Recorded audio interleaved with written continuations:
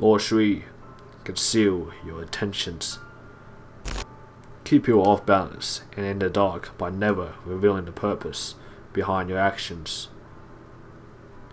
If they have no clue what you are up to, they cannot prepare a defense. Guide them far enough down the wrong path, envelop them in enough smoke, and by the time they realize your intentions, it will be too late. There are times when you must hide your intentions. You might think that being open and 100% honest is a good thing, but it's not.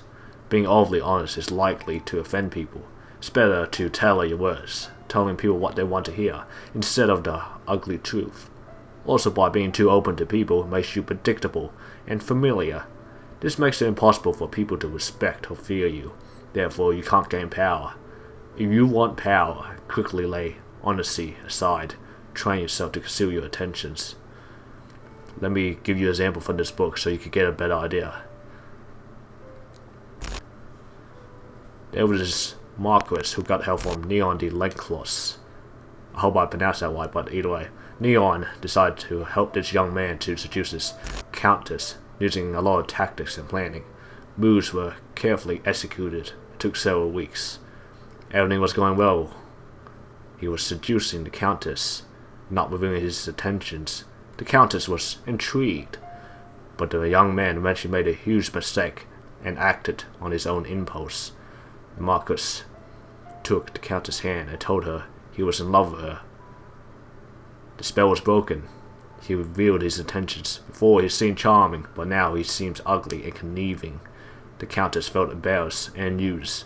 A door closed that would never open again. So this is an example of why you shouldn't reveal your intentions. There's more details in the book of this story. I just simplify it for this video.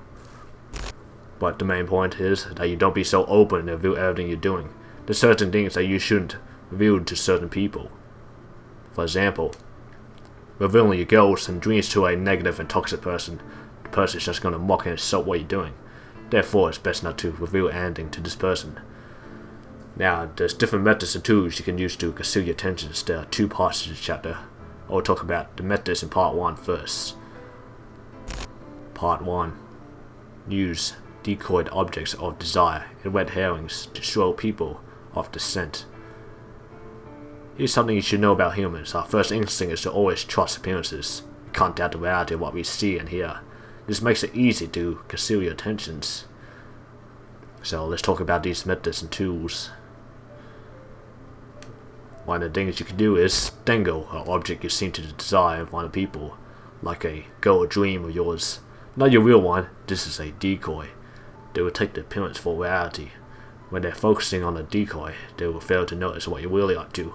Talk endlessly about these fake dreams and goals. You will kill 3 birds with 1 stone. You appear friendly, open, and trusting. But more importantly, you conceal your intentions. You can also use a tactic that is often effective, and that is appearing to support an idea or cause that is contrary to your idea. You don't actually believe in it.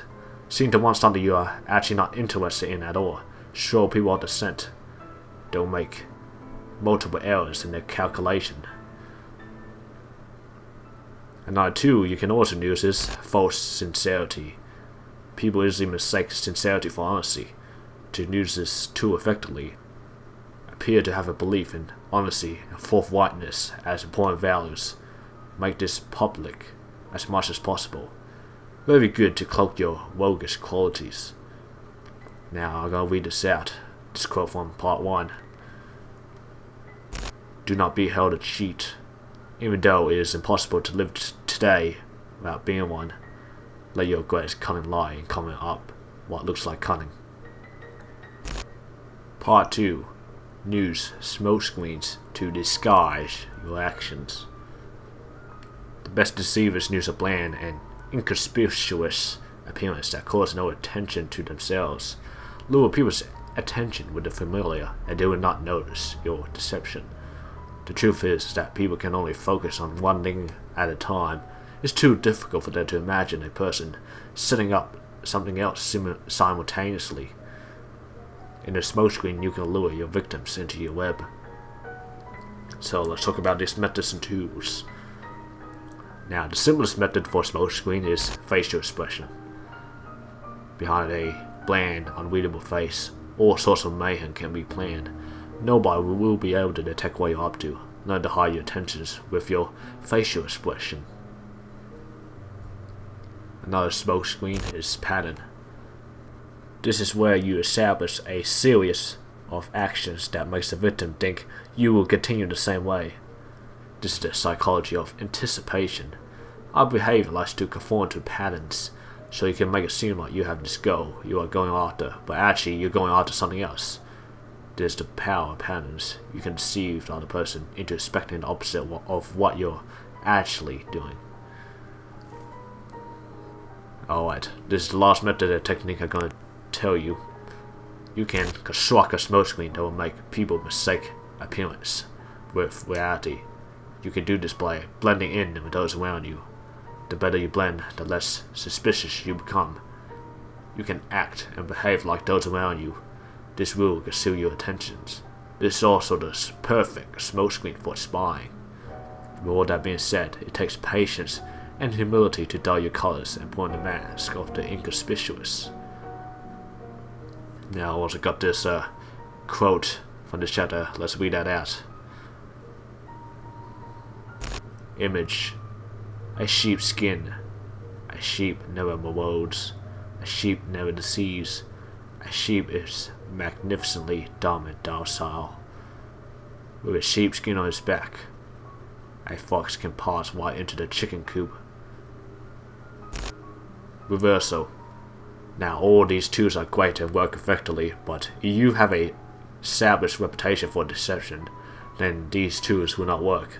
It will not conceal your intentions because people know you're deceiving them. If this is the case, then it's better to own up to it. Be the honest rogue or repentant rogue.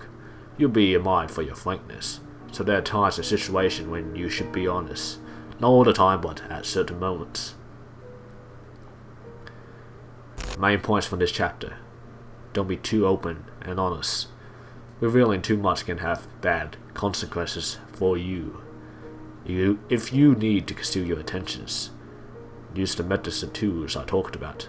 You want more details about it, you can get the book yourself. Link in the description. You want to check it out. Leave a like and subscribe if this video provided value to you. Thanks for watching. Make sure to fulfill your purpose. And farewell.